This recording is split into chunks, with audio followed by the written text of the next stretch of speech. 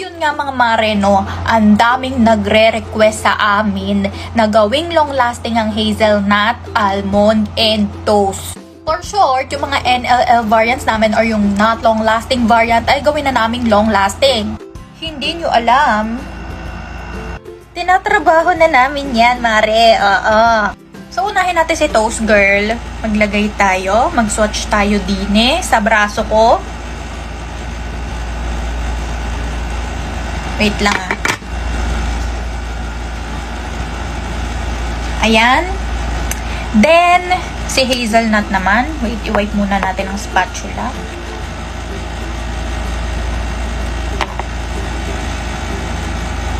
Oh, yan. Si hazelnut. Ganda ng color nito, ha?